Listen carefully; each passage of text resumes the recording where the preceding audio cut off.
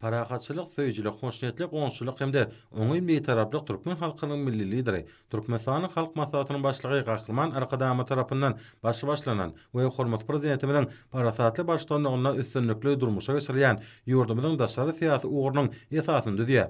Şunda parahatçılık, söýüjülük, alalaşykluk, hoşnetlik, dostlugynyň we ynsanperwerlik ýöregilerine möhüm ähmiýet berilýär. Maslahatyň başynda Ministrler Kabinetiniň başlygynyň ornmasary, Daşary işler ministri Meredow çykyş etdi. Beýlenşäl 2024-nji ýylyň 21-nji martynda Birleşen Milletler Guramasynyň baş assambleýasy hormat prezidentimiň tarapyndan teklip edilen 2025-nji ýyly halkara parahatçylyk we anlaşmak ýyly diýip eglan etmek hakyna kararnamany baragadan kabul etdi. Bu kararnamanyň döredüjileri hökmünde dünýäniň 86 döwleti awtordaş bolup çykyş etdi. Bu kararnamanyň kabul edilmegi dünýä jemgyýetçiliginiň halkara parahatçylygy we anlaşmagy goramagyň zerurdygy hemde bu maksada ýetmek üçin tagallalary birleşdirmäge çalışýanyny aýdym görkezdi.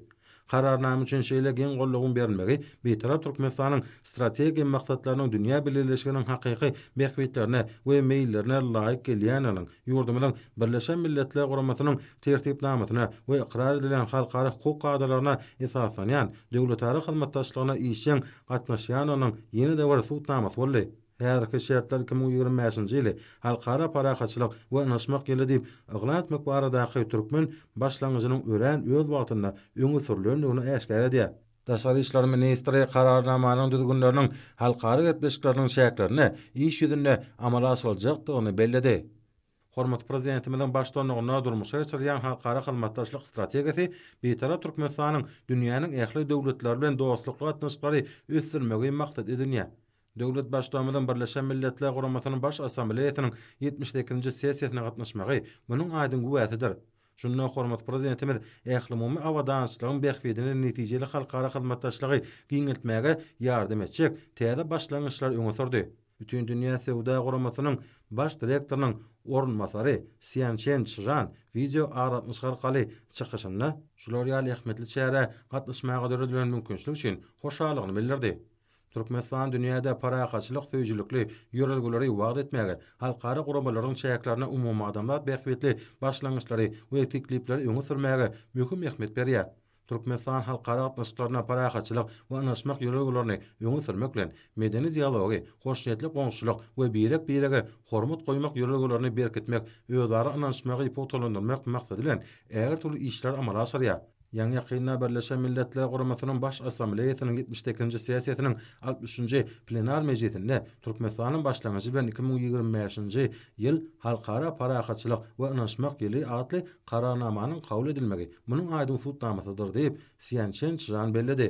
Soňra Sanul Gomarkaly Birleşen Milletler Guramasynyň ösüş maksatnamasynyň dolandyrjysynyň ornmasary Ýewropa we garaşy döwletler arkalyşyklary ýurtlary boýunça Sewitlen bürosynyň direktory hanym Ivana Zivkovic çykyş etdi. Ol Birleşen Milletler Guramasynyň baş assambleýasy tarapyndan 2025-nji ýyl halkara parahatçylyk we anlaşmak ýyly adly kararnamanyň kabul edilmegi münasibetli guralýan maslahat atnaşmagyň özü üçin uly hormatdygyny aýtdy.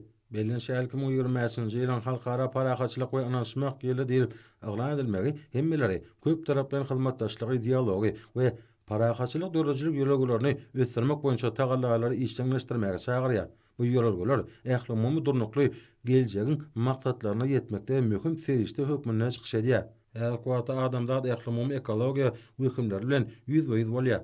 Türkmenistanyň ähli umumy metan boşnamasyna goşulmagy we beýleki tebigaty goraş hemde ekologiýa meseleleriniň çözülmegine gönükdirilen oňyn başlangyçlary ýurdun howanyň üýtgeme bilen baglanyşly emeli gelýän ýagdaýlaryň aradan aýrylmagy urnaky tagallalary işçiň goşulýanyny suwd edýär. Bu başlangyçlar howa boýunça Paris aralaşygynyň çäklerindäki umumy maksatlara laýyk gelýär we dünýäde durnuklygy hemde parahatçylygy pogtolandyrmagy gönlüň goşandyr. Birleşen Milletler Guramasynyň baş sekretärining ýürütigi wekili, Birleşen Milletler Guramasynyň Merkezi Aziýa üçin öňüňi diplomatiýasy boýunça Sewit merkeziniň ýol başly Kaka Imnadze çykyşynyň başynda Türkmenistanyň başlangyjy boýunça Birleşen Milletler Guramasynyň baş assambleýasy tarapyndan 2025-nji ýyl halkara parahatçylyk we anlaşmak ýyly adly kararnamanyň kabul edilmegi bilen tüýs direkden gutlady. Beýlenşäl Türkmenistanyň başlangyjy boýunça döredilen we Aşgabatda hereket edýän Birleşen Milletler Guramasynyň Merkezi Aziýa üçin öňüňi diplomatiýasy boýunça Sewit merkezi möhüm ähmiýete ýedir. her kwata büýdedim. Sebitde parahaçylygy, howpsuzlygy we durnuqlygy üpjün etmek, durnukly ösüşe ýardym etmek bilen bagly möhüm meseleleri çözmekde Merkezi Aziýa döwletlerini we Birleşen Milletler Guramasyny özara baglanşdyrýan netijeli guraly urly. Şonuň bilen baglykda Türkmenistanyň Birleşen Milletler Guramasynyň çäklerine parahaçylyk medeniýetiniň ilerledilmegine hemde pogtalandyrylmagyna gönükdirilen tagallalaryny hemişe iýigdäli durmuşa geçirýänligi bellenildi.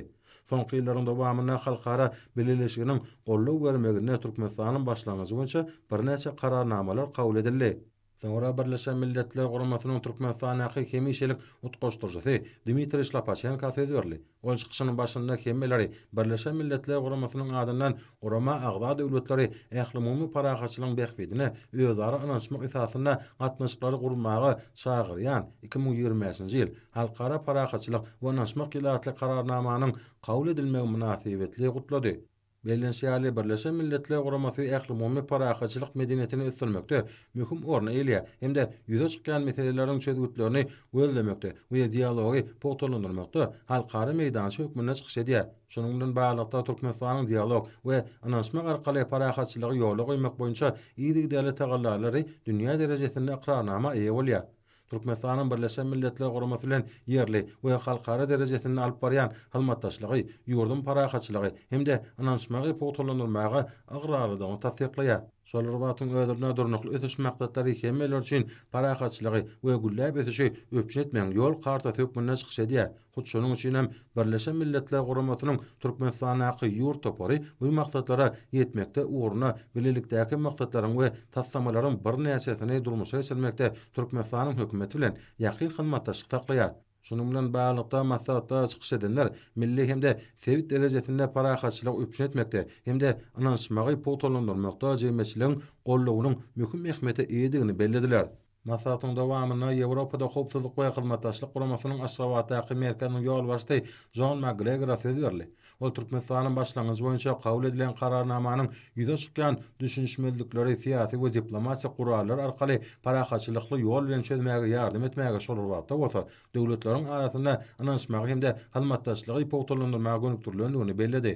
Bellenşýär ynanşmagy we parahaçylygy pogtalandyrmakda bilelikdäki tagallalaryň çäklerine Türkmenistan we Ýewropada howpsuzlyk we hyzmatdaşlyk guramasy magtymlyk pragynyň doglangynyň 300 ýyllygynyň bellenýän ýylyna beýik şahyryň edebi mirasyny dünýä ýaýmakda zerur işler durmuşa geçirer. John McGregor çykyşynyň ahyrynda Türkmenistanyň öňdöňörjülükli siýasatynyň mundan meýlekde rowaçlyklary beslenmegini arzu etdi. Çıkışlarda Türkmenistanyň Birleşen Milletler Guramasynyň we beýleki Awra ile halkara guramalaryň arasynda hyzmatdaşlygyň netijeli häzete eýdigi bellendi. Maslahatyň ahyryna gatnaşyjylar hormat prezidentimiň adyna bir agazdan ýüzlenme kabul etdiler.